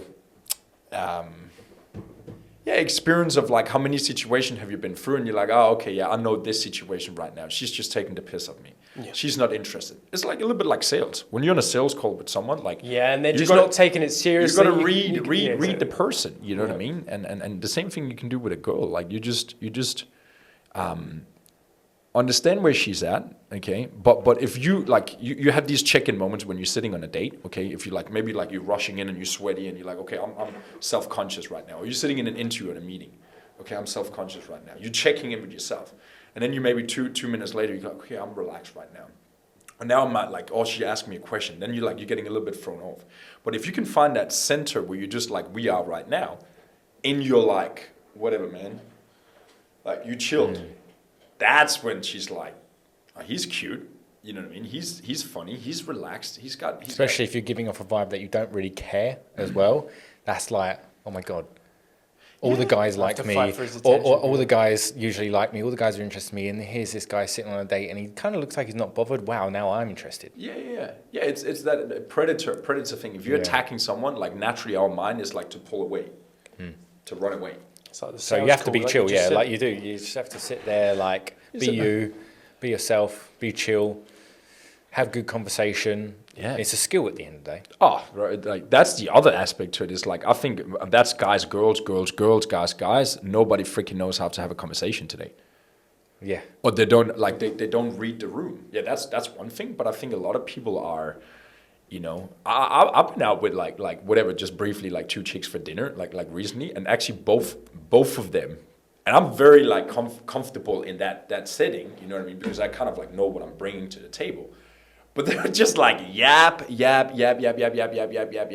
all the way through. Not one question did they ask me. I'm like, see you later. I don't feel like less off. I don't feel devalued. I don't feel anything. I'm just like, bro, like whatever, chick. You're just not aware. Conversation is about ping pong. Yeah, I learned these girls hoes though, aren't they? I don't know. It's just they like love what- talking about And themselves. they have an inflated ego. It's not- yeah, I don't. I think, but it's the same thing for guys. You can get nervous. Like you see that a lot. Like when people get nervous, then they will just like blah blah blah blah blah. They will just talk a lot. Oh, okay, I understand what You know you're what I mean? So you can, if you're comfortable in that situation, you're just like, oh, okay, she's just a bit nervous. That's okay. Oh, that's awesome. Like, tell me more about that. Boom. Like you just give her a little bit. Always bat it back, yeah. Yeah, Give give the her a room. little bit, get her to relax. And then, but if she doesn't come back with the ball, during the conversation, I'm like, yeah, see ya. And what you left? Nah, but like, I leave with like my intention of like, fuck you. I'm like, yeah. You're not going to see you again. Yeah. See you later. Fuck. There's a good rule of thumb that I learned from a coach one. He said like, always leave the conversation you're in feeling like you spoke less. Because everybody likes to talk about themselves. So if you can give other people that, they will naturally be drawn into you. So when you're leaving a date, I actually went on a date when I was like, 24 in Australia. And I'm like, I felt the date was like amazing. You know what I mean? Like I was upbeat and I felt like, fuck, this was a good date. I'm going to see her again. But she didn't text me. So when I analyzed that back afterwards, I was probably too excited. I was probably You never too, want to come across too keen. I've yeah, done that like so I was probably many too times. like, talking So too many much, times. So the lesson texting in that, too much, like no. Not even that. I was just like very like, I felt very good in that conversation. Again, probably because I spoke more than her, so she felt maybe intimidated. So I think like I always try to be aware of that now, to like just throw the ball back to people. What about you? Like what do you think about that? Always just throw it back to people, because the And more then just people can speak, listen. and just listen. And that's a hard one, because again, we got egos. We want to get our point across. We say something and we want to follow up on that. So I love communication psychology from that aspect. Love it. There's nothing that turns me more on than like communication, selling, persuasion, influence, and being able to plant a seed or plant a view in someone's mind. Fucking love it.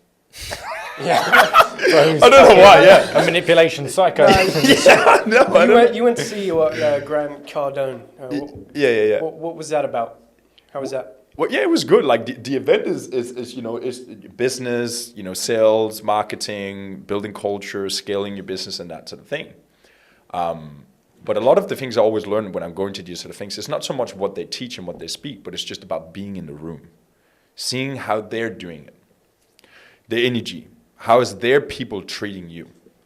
So and whoever you meet, I remember going to the first event in Vegas in 2020. It was in Las Vegas. It was like 13,000 people coming into this big stadium. It's the same arenas where Conor McGregor and them are fighting, like these big arenas. And I just remember walking in there, and I was sitting kind of like on one of the front rows that looks into the stage. So I was literally just like looking straight into the stage. And it was before anyone have ever said anything. I was just like, fucking, I can do this. So, and that was it. That was the main thing I got from that 3 days experience over there, is like I could fill up a room of 12,000 people. Like it made it real for me. So when I go over there to Grant Cardone, like a couple of weeks ago, they're pitching $30,000 for 2-day workshops. Okay, they're printing money over there in terms of how efficient they are, what culture they have, how the people are on the same page, the salespeople, like everybody's greeting you, they're nice, they're professional. That for me is what I'm learning from. I see how I'm being treated and what they're putting in place and how they're building out their business. And I'm like, that's inspiring. It's not about what they say on stage. Yeah, that's cool. You get some notes. Presence. But it's presence, being there. It's a belief shift. It's very interesting.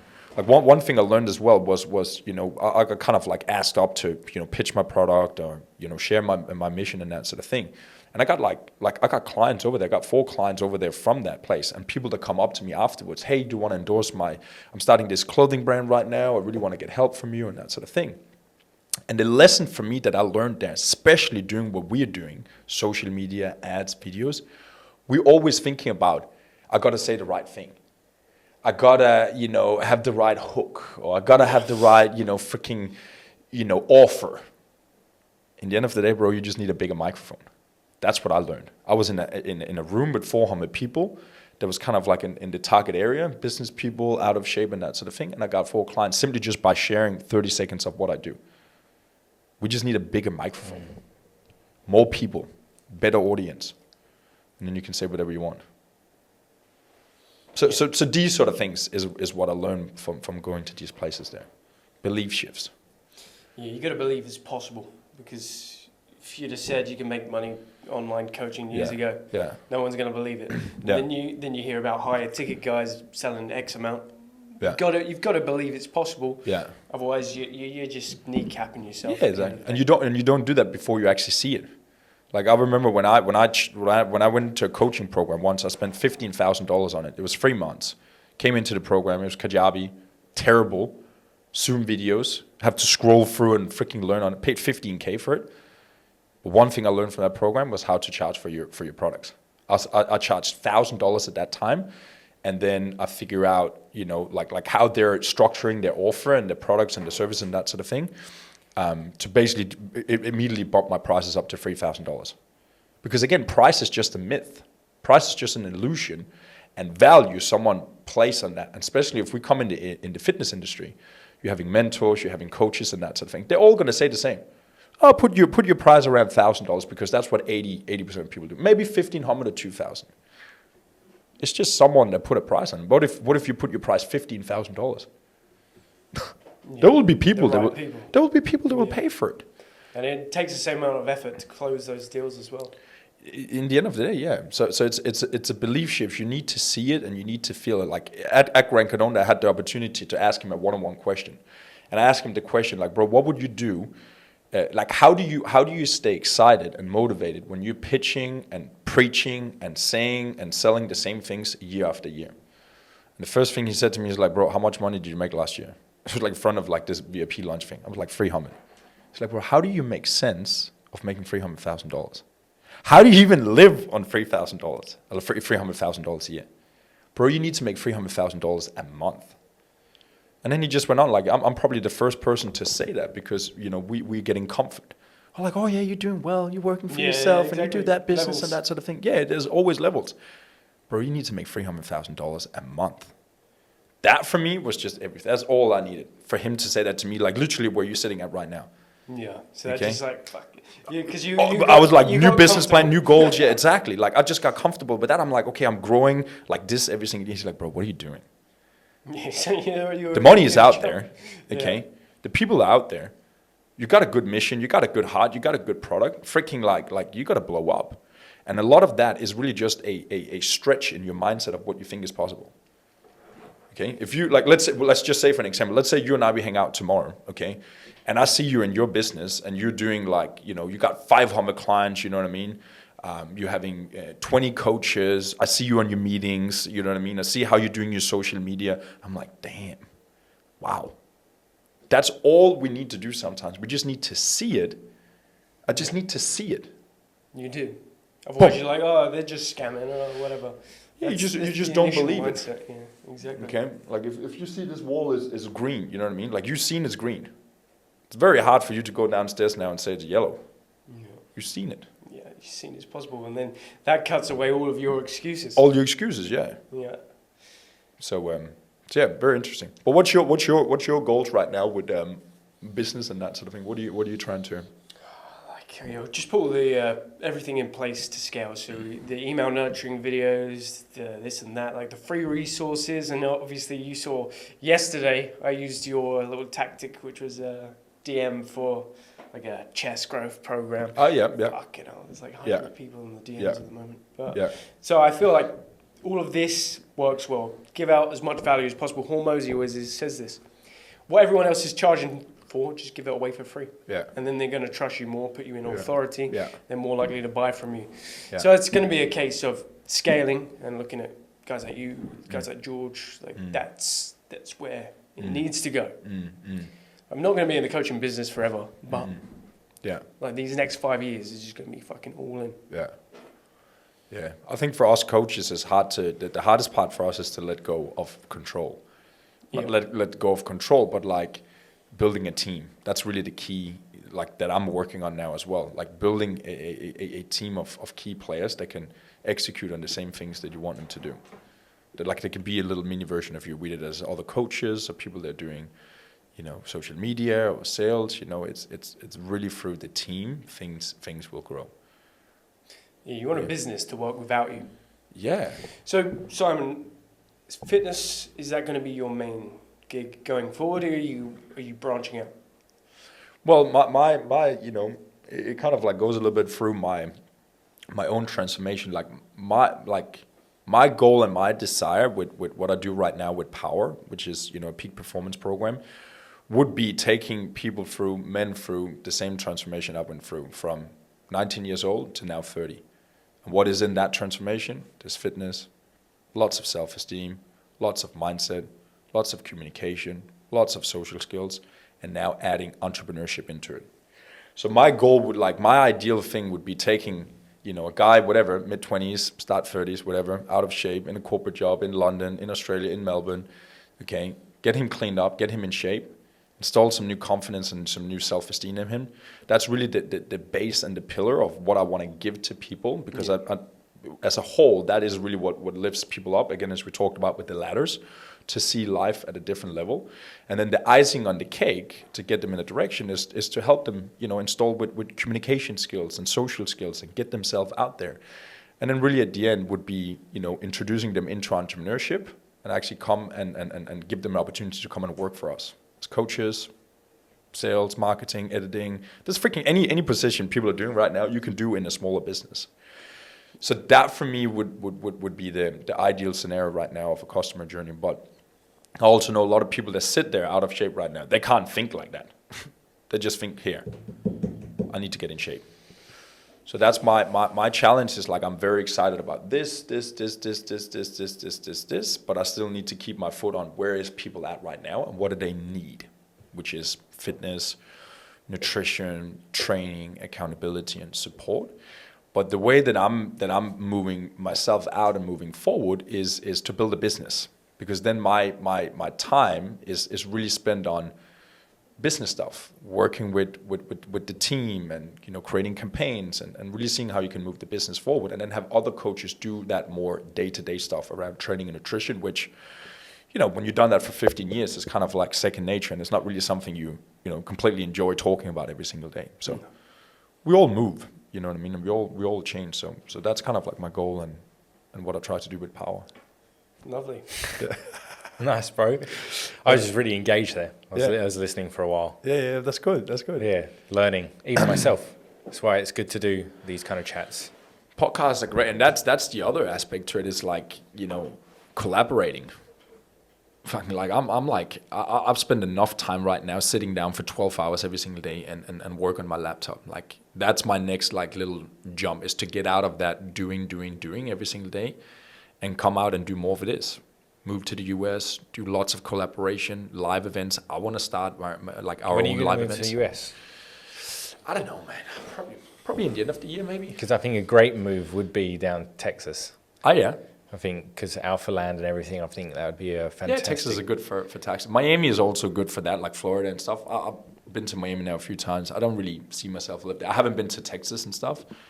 California is a little bit more expensive in terms of taxes and livability and stuff. Huh? You get rinsed tax-wise. But we're from the UK, like Denmark, Australia is quite high anyway, tax-wise. So Yeah, we I need don't to really- set up in Dubai. Yeah. But yeah.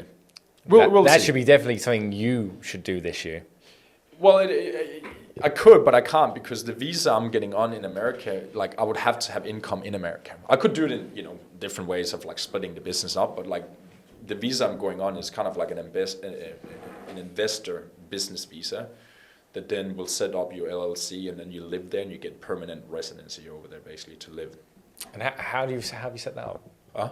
How have you set that up? It's through like a lawyer, business lawyer. I got in contact with her through a lawyer I know in Australia. So they're basically setting everything up for you, writing your business plan, putting all the documents together to the immigration. The visa and so it doesn't cost, like I think it's $200, But then the fees, you know, for her, you know, to put everything together and some other people in over, it's probably sitting around close to 10 or 8K.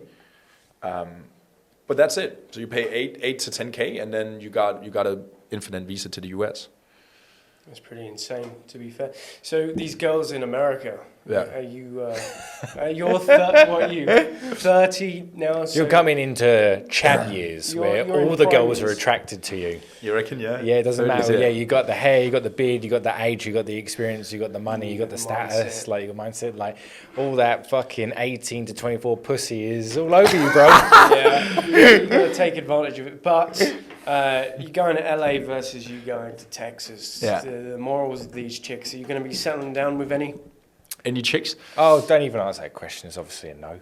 Obviously, you know that. obviously a No, no. to be honest, like my mom and them always ask me about that when I get home. When are you gonna settle down? When are you gonna have some kids? And that sort of thing. I kind of like look at myself right now as this like, yeah, she said like 30 to 35 is like the prime. Not for like freaking. This is the time when chicks. you. This is now you're accelerating. You know, it's a little bit like this overnight success thing. It's like you're doing all this work, you're putting in the hours, and then suddenly something happens because opportunities meet preparation, meets your personal development and your mindset. So everything just kind of like links together, and that's what I'm kind of like, you know. OP. Yeah. Inside joke. Yeah. We got a friend who opportunity preparation. That's Yeah. his business name. Right. And you just said opportunity meets preparation. Yeah, like again, it's like you know you're the real deal. Meaning you walk the talk, you do the work, and it's not for anyone. You know, again, you look yourself in the mirror every single day, and you know you're on the right path. You know you're putting in the work. You might not see results as fast as you want. You might feel like, fuck, am I doing something wrong right now? That's all part of it. I just know I'm in the game for the rest of my life. And when I can look myself in the mirror and say that, okay, and be that, and own that, I'm like, it's impossible to not become massively successful if you hold that belief about yourself. Impossible. Because it doesn't matter what direction it takes it in. It doesn't matter if you pivot, you lose all your cash, all your money, your business burns down. You got the skills. You got the skills, you got the mindset, and you committed. Like, so that's why I'm looking That's at how it. I know we'll all be all right, always. Always, bro. Because there's a level of, like you say, self-belief, confidence, mindset that just even if the business fails, you're going to be all right. Yeah, because you can trust yourself Yeah. to get yourself out of that hole, no Yeah. matter what. Absolutely, yeah. Yeah, I think that's probably one of the biggest skills people should strive for. Being able to rely on yourself and be so dependent that you can get yourself out of any situation, even if you don't know how to get out of it. But you can get yourself out of it. So you making any investments? Business. Just in the business. Funnel it all back in. Just in the So business right now. Everyone tells us, French Tate tells us that. So just like Because that's the machine, bro. That's the machine that's you're gonna going to get pump better out. returns, of course. Always. And when like, you know, when you're done investing into yourself, into your business, and there's still cash left over, like that's what I believe that you can start putting it aside. Like when you really just like, we can't invest more into advertising right now. We can't invest more into building the team, the product better. I can't go on freaking more courses and read more books right now. I still got 200K a month aside, whatever. Throw it aside. You know what I mean? Real estate. Oh, what is it? So I've been following this guy Grant Cardone for a long time, you know, and he's obviously heavy on real estate. I'm not really, you know, I'm not really bought into like whatever. Like I don't have my attention on what the best thing in. I just listen to him in regards to that. He's 64 years old. He's been doing it for 30 years, and he's got this big fund, Cardone Capital, that is one of his big businesses. Like when you look at his like businesses and business, freaking genius. Gets everybody in out here for free products, free trials, $7, $1 hats, courses, things. Puts them into a virtual event or a boot camp like I did, pushes them into a more specific workshop, pushes them into a bigger workshop, okay? To the end of the day, get them so skilled and equipped to make money and earn money and be good at it, to then come and invest with him into his big fund, his real estate fund. And that's why he went from 1 billion to 5 billion in the last like 12 months. So anyway, like long story short, it will basically just be like, a bank account, like it's like a bank, and you will just throw money into that bank account. And instead of it's a bank account, it's a real estate bank account, and you will get like, I don't know, 7% return on it. So that would be my idea, because then I don't have to think about anything. I would just throw it right into that fund, and it would just kind of like work its way up, without having to think about it. Perfect. Like that. Well, what's the time? It's definitely nearly time. Definitely a time, Can yeah. I wrap up? I don't Perfect. think we've got much. It's 3 o'clock right now. Yeah, 3 o'clock. That's perfect. Yeah. Spot on. Beautiful. Well, it was great to chat. And, Beautiful. was Thank really you good. for thank you for Very having Engaging me on. conversation. Huh? Past. Very engaging conversation. It was very good. Same thing for you. You know, it's like you're doing awesome. How's and you, bro? Did you have any long-term like effects from taking all those drugs, or are you still getting from anything? Nah. It's probably just the years of letting yourself down, like confidence and self-esteem. Yeah. That you know you're not that you're battling with, but that you're rebuilding, and it takes years. You know what I mean? But you can also see it as you don't want to go back to that place. So Yeah. now you've always got, I can keep moving forward because I don't want to fucking go. Yeah, you don't want back to that go. hole. You go back there, but it goes a little bit back to that whole thing you said about the drugs in Australia. It's like sometimes it comes up and you're like, fuck, I wish I didn't do that, because then I wouldn't have seen that or felt that way or done that to myself to then feel this way today. You know what I mean? But again, everything happens for a reason, and you know you can't have the goods without the bads, and I couldn't do what I do today without that situation. So it's the greatest gift that ever happened for me. So it's just about accepting and appreciating the moment for that. So what, are you staying in Miami then? Like, we don't have to talk. Are we going off? No, now? I'm just asking you a question. Yeah, just- Like, are you staying in Miami? Staying in Miami. I'm going to stay in, probably move to LA when I move there. Because Hey boy. Miami is You just not like, you not think you're more suited to Bali? Do you not definitely not. really? Yeah, definitely not. Bali's kind of like this little, I feel it's this little like La La Land. It's not serious here. And I feel that straight. Maybe it's just me being in a whatever mindset, but like, when I go to places like Miami, I just went to LA when I'm just there, like whatever, just hanging out with one of my friends, and I actually see how they're living and doing business and stuff over there. Yeah, you don't have all this accessibility to young guys like ourselves, and everybody's happy and healthy and out there. Bali's great for health and a reboot spiritually and health-wise. Yeah, I've been through that. But exactly, yeah, we're fine. For us, you know, what are you optimizing for? What's the goal? Grow the business, okay? Expand the whole thing. I need to be in a place like that over there, because you're pulled up. Even you feel like by yourself, and even you feel like everybody is in a rush and they don't have time and they're unhealthy and that sort of thing. I'm telling you, business will grow over there. That's just my personal opinion. I think the best, we actually spoke about it when we were last in Australia, but we stopped talking about it. But I think a massive business move would be to end up in Alpha Land. For me personally, I think the way I want to go the max, what it's about, you know, helping guys reach their max potential, performance and output. So I'm all about elevating men.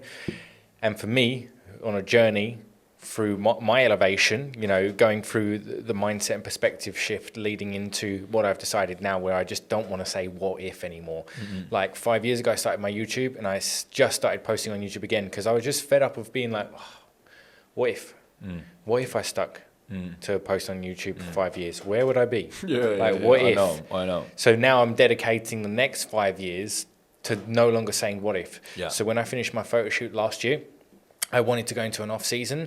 I wanted to sign up with a coach, and I was even on calls with coaches, wasn't I? I was on call with Josh Bridgman. I was on call with fucking what's his face with Mike. Mike. What's Renaissance Periodization? Jared. I was on call with Jared.